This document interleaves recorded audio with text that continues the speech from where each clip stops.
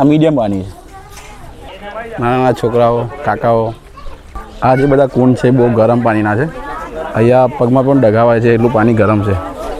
આ કુંડનું પાણી સૌથી વધારે ગરમ છે.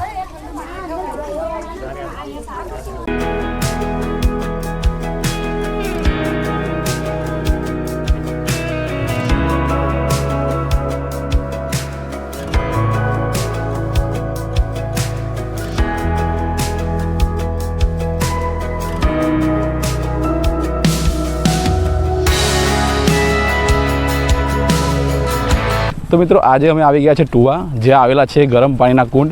અહીંયા લગભગ 108 ગરમ પાણીના કુંડ આવેલા છે, જ્યાં કુદરતી રીતે ગરમ પાણી નીકળે છે જમીનમાંથી. આજે આ વિડીયોની અંદર અમે તમને બતાવશું કે ટુવામાં કઈ વસ્તુ જોવાલાયક છે અને અહીંયા કઈ રીતે તમે ફરી શકો છો. એ સંપૂર્ણ જાણકારી તમને આ વિડીયોમાં હું બતાવીશ, તો વિડીયોમાં બને રહેજો અને વિડીયોને લાઇક કરજો અને શેર કરજો. અહીંયા આગળ તમે જોઈ શકો છો, અહીંયા બહુ બધી બસો પાર્કિંગ કરેલી છે. મતલબ અહીંયા બહુ બધા પર્યટકો જે હોય એ પણ આવે છે જોવા માટે. અને અહીંયા થોડી દુકાનો છે અને થોડા બધા મંદિરો પણ છે. આગળ આપણે જેવા અંદર આવીશું એવા તમને મંદિર જોવા મળી જશે. 5-6 મંદિર છે અહીંયા, જોઈ શકો તમે.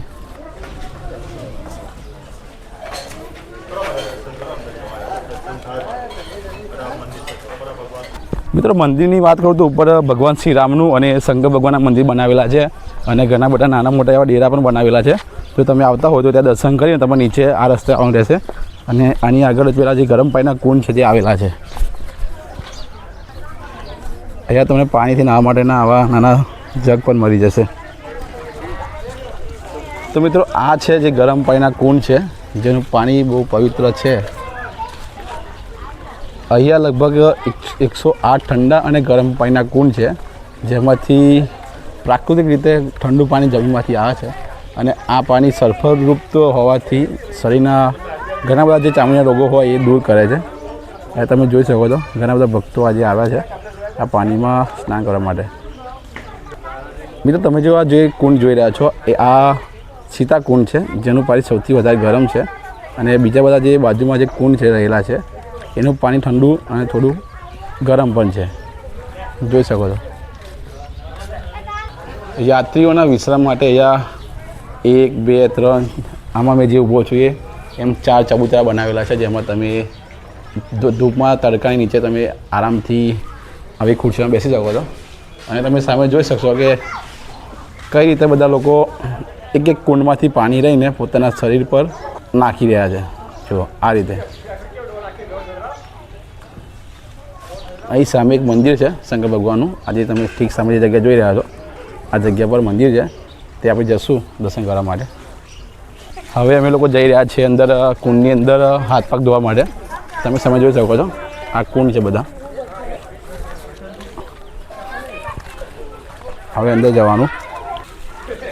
આ બધા કુંડ ગરમ પાણીના છે નહીં, અને પેલી બાજુ ઠંડા પાણીના. નાના છોકરાઓ, કાકાઓ, આ મીડિયમ પાણી છે. આ થોડું એનાથી ગરમ.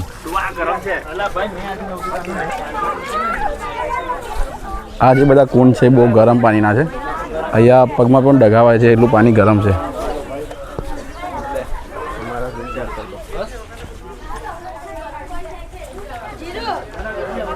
આ કુંડનું પાણી સૌથી વધારે ગરમ છે. ઘણા બધા લોકો પાણીની અંદર પણ પૈસા પણ નાખતા હોય છે, તમે જોઈ શકો છો. અને પાણી એકદમ ક્લીન છે, ચોખ્ખું પાણી છે, શુદ્ધ પાણી છે. અને પાણીની અંદરથી વડા પણ નીકળે છે, ટચ બી નીકળે છે, એટલું પાણી ગરમ છે, એકદમ કુદરતી રીતે.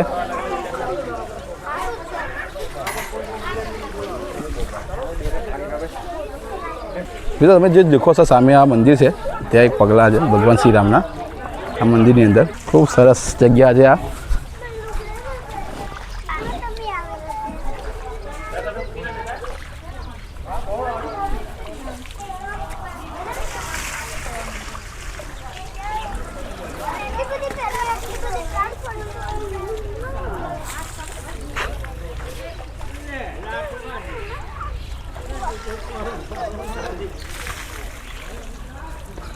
બહુ સરસ મજાના કુંડ છે. એની અંદર ગરમ અને ઠંડુ બંને પાણી છે.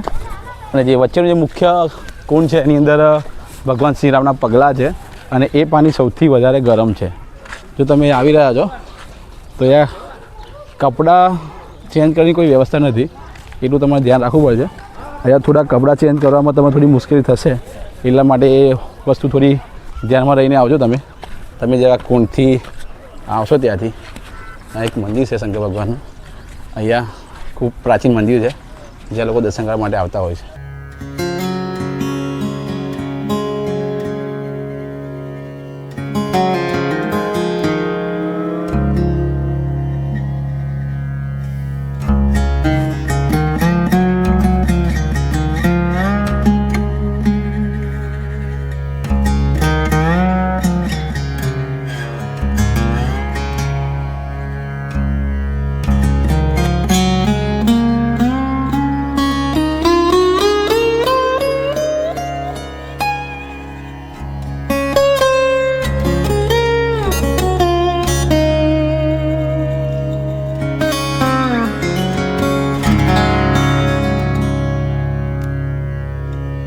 હવે મિત્રો આ જગ્યાના ઇતિહાસની વાત કરું તો આ જગ્યા રામાયણ અને મહાભારત સાથે જોડાયેલી પણ માનવામાં આવે છે, કારણ કે અહીંયા પાંડવો પણ આવ્યા હતા અને વનવાસ દરમિયાન રામ ભગવાન પણ અહીંયા આવ્યા હતા એવું કહેવામાં આવે છે. મિત્રો અહીં ઠંડા અને ગરમ પાણીના કુંડ છે, જેમાં આખા વર્ષ દરમિયાન ગરમ પાણી નીકળતું રહે છે, એ બી પ્રાકૃતિક રીતે. અને અહીંનું જે પાણી છે એ ચામડીના બધા રોગોને મટાવે પણ છે.